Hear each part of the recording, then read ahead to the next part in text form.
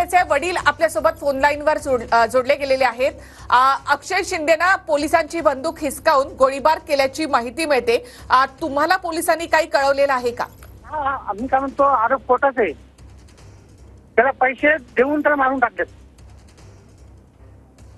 काय म्हणायचंय तुम्हाला नेमकं? मी काय म्हणतो, त्याला आता मी 3:30 वाजता भेटून आलोय आणि त्याला काय आपण ओळी कळतं ना, त्याला ते बंधू माहित नाही तो पोराला शेतकरीचा, आणि तो पोलीस लोकांचा तो बंदूक घेऊन त्याला पाणी करणार। फटाणी किती केला कळलं नाही अजून। तो फटाणी तो वाजत नव्हता। पोलिसांनी तुम्हाला काही सांगितलं का? काही सांगितलं मी आता न्यूज वरून बघतो त्यामुळे माहित पडलं मला। तुम्ही आज भेटायला गेला होता अक्षय शिंदेला? अक्षय शिंदेला तुम्ही का घेऊन नाही येत असं बोलले तेव्हा पोलिसांना, तर पोलीस काय बोलला, त्या अक्षय शिंदेला ना इथं बघितलं तर मारून टाकतील, इथं मारून टाकतील, म्हणून त्याच्या पाठीमागं आहेत त्याला घेऊन यायला ना, त्याला घेऊन यायला ना इथं माणसं लागतात। त्याचं ना नाव लय मोठा रिपोर्ट मोठा झालाय असं। असं बोलत होते ते। मी पोरासंग बोलले, पण पोरगा बोलला मम्मी माझ्या चार्जशीट पण आलेलं आहे, मला कवा सोडवता? मी बोलले बाबा थांब जरा बघू आपण। चार्जशीट पण आलेले पोरगा बोलला मला, आणि त्याच्या हातामध्ये कुठलं तरी पेपर पण कागद लिहून दिलेलं त्याला, तो दाखवत होता। मला काही समजत नाही ना, आम्ही शिकलेले नाही ना, काय नाही। तो आरशातून दाखवत होता मम्मी हे काय आहे बघा।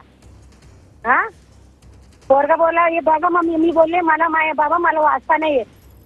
पोरगाला पैसे देऊन मारून टाकलेत माझ्या पोराला मला भरपाई करून द्या, नाही तर आम्ही पण तिथे येऊन आम्हाला पण गोळ्या घाला, आम्ही पण मारायला तयार आहे।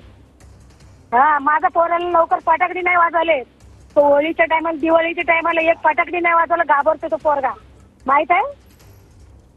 माझा पोरगा असं करू नाही शकत, पैसे देऊन पोराला मारून टाकलेत। तिथून घरातून पण आम्हाला बाहेर मारून हाकलून टाकले, माहिती आहे? आम्ही टेन्शनवर इकडे तिकडे फिरतोय। माझा पोराचं मी वाट बघते, माझा पोरगा कवा निघेल। माझा पोरगा असं करू नाही शकत, माझा पोरगा करणारच नाही तर मला घ्यायचे।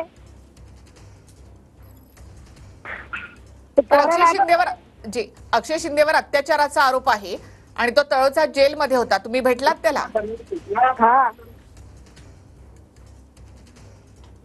त्याला तसं त्याच्यावर आधो टाकून पोराला नेल्यात। शाळेमध्ये काय नाही, कोणतरी दुसरं केलेलं पोरावर आधो टाकलेत।